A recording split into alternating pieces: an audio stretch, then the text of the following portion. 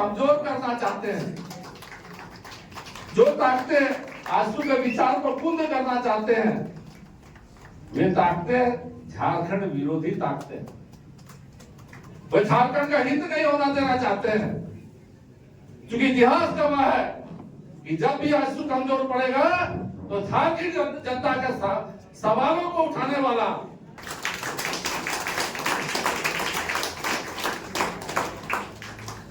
अभी मैं घर से निकल रहा था, थोड़ा सा लेट हो गई। लेट कार्यकर्ताओं के उत्साह के कारण हुई, क्योंकि बहुत कम 24 घंटे से भी कम समय में हम लोगों ने निर्णय लिया और ज्वाइनिंग हो गई है।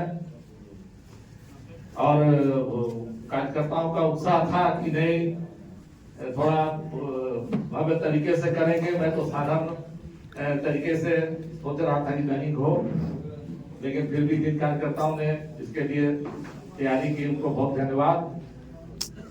अभी वहाँ कुछ मीडिया के बंधु भी वहाँ आए थे मेरे आवास पर, तो बात निकली कि आज आप आजसू में जा रहे हैं और कई जगह से बात आ रही है कि अभी ये निर्णय लेने की प्रासंगिकता क्या है। मैंने कहा कि सबसे बड़ी बात है कि झारखंड के इतिहास में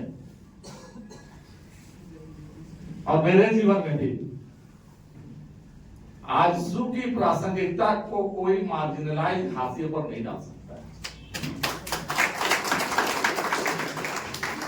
झारखंड का इतिहास जब जो भी लिखेंगे उनको ये देखना होगा कि झारखंड का इतिहास गढ़ने का काम अगर किसी ने किया है तो आजसू ने किया है। 86 में जब आजसू का गठन हुआ तो उसके बाद जो आंदोलन को जो युवाओं और छात्रों के रूप में हम लोगों ने जो नेतृत्व और धार देने का काम किया, देवशरण भगत जी, राजेंद्र जी और सुरेश महतो जी यहाँ पर बैठे हैं, उसी धार के बल पर आर्थिक नाकेबंदी, 72 घंटा की आर्थिक नाकेबंदी जैसे कदमों से केंद्र सरकार को आजसू ने कहीं ना कहीं झुकने का मजबूर किया। और 1989 में जो झारखंड आंदोलन के इतिहास की पहली वार्ता हुई, केंद्र सरकार ने जो पहली वार्ता की झारखंड आंदोलनकारियों के साथ, वो आजसू के साथ की 1989। ये है आजसू का इतिहास।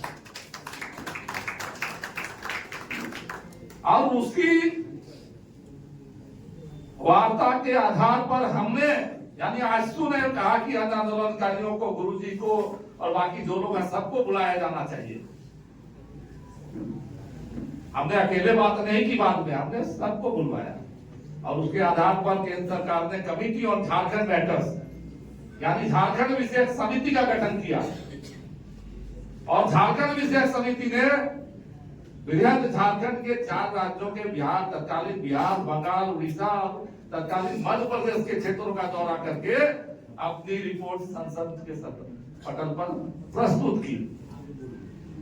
इस रिपोर्ट में था कि झारखंड समस्या का समाधान होना चाहिए और कैसे होना चाहिए।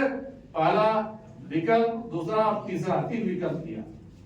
अलग राज्य बना दिया जाए, केंद्र शासित प्रदेश बना दिया जाए, या फिर ऑटोनोमस काउंसिल, स्वायत्त प्रदेश।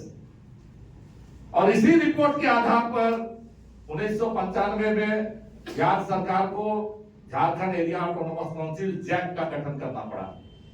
ये थी आजसू की जीत, ये था आजसू का आंदोलन, ये था आजसू का योगदान। और इसी जैक के गठन के 5 साल के अंदर फिर नेक्स्ट विकल्प, जब हमने जैक को खारिज किया आजसू ने, हमने कहा जैक के विकल्प से झारखंडी जनता का कल्याण नहीं हो सकता है, तो फिर 2000 में अलग राज्य बना। अब अलग राज्य की भूमिका में आजसू की भूमिका देखिए। आंदोलन जो हमने किया, जो उग्र आंदोलन हमने दिया, जो तेवर आजसू ने दिखाया वो दिखाया, वो सब जानते हैं। लेकिन जब 99 में जब एनडीए ने आजसू के सामने प्रस्ताव भेजा कि हम झारखंड बनाना चाहते हैं, आप हमारा साथ दीजिए, तो आजसू ने आगे बढ़कर अटल बिहारी वाजपेयी जी और आडवाणी जी के प्रस्ताव को स्वीकार किया और 99 में के लोकसभा चुनाव में आजसू ने एनडीए को समर्थन देने का काम किया, एनडीए में शामिल होने का काम किया। पहला झारखंडी संगठन जिसने आडवाणी जी और अटल जी के वायदे पर भरोसा करते हुए एनडीए में शामिल हुआ और उस बार भारतीय जनता पार्टी को 99 के लोकसभा चुनाव में आजसू के समर्थन से 13 सीटें आई थी, जो अब तक का सबसे ज्यादा लोकसभा सीटें।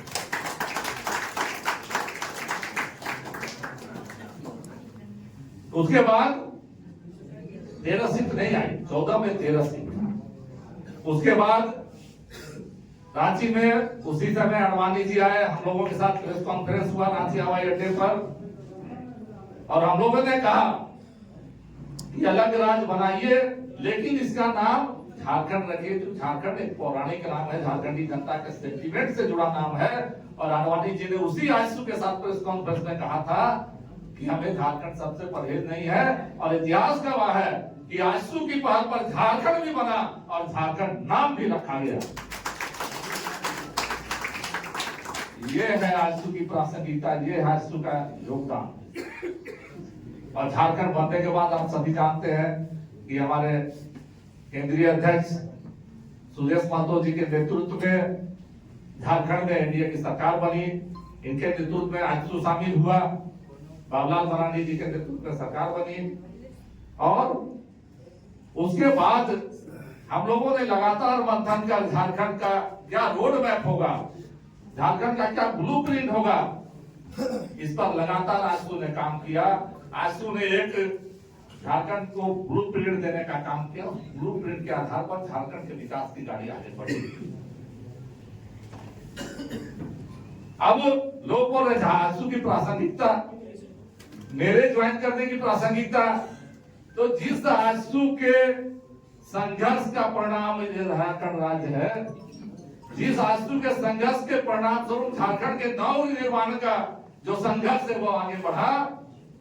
मेरा मानना है कि झारखंड को अगर आगे बढ़ना है, झारखंड का विकास का रोड मैप सही होना है, झारखंड के विकास की दिशा सही होनी है, झारखंडी पहचान, झारखंडी संस्कृति, झारखंडी अस्मिता के संरक्षण के साथ साथ, झारखंड जनता के अस्तित्व के संरक्षण के साथ साथ, आदिवासी जनता के जो उनके अधिकारों के संरक्षण के साथ साथ पूरे झारखंडी जनता, चाहे वो आदिवासी हो, गैर आदिवासी हो, अल्पसंख्यक हो, महिला हो, दलित हो, पिछड़े हो, वो जो आर्थिक रूप से कमजोर हो, उन सब के लिए अगर समग्र रूप से कोई सोच है, समग्र रूप से कोई कहीं पर भी कोई समझ है और समझ को आगे बढ़ाकर लड़ाई लड़ने का काम करती रही है, तो आजसू पार्टी लड़ती रही है।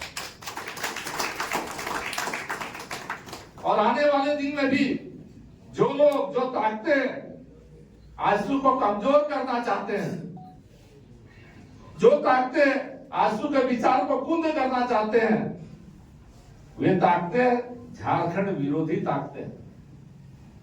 वे झारखंड का हित नहीं होना देना चाहते हैं, क्योंकि इतिहास गवाह है कि जब भी आजसू कमजोर पड़ेगा तो झारखंड जनता के सवालों को उठाने वाला, झारखंडी जनता के हित के लिए लड़ने वाला, संघर्ष करने वाला जो एक फोर्स है, वो फोर्स कमजोर पड़ेगा।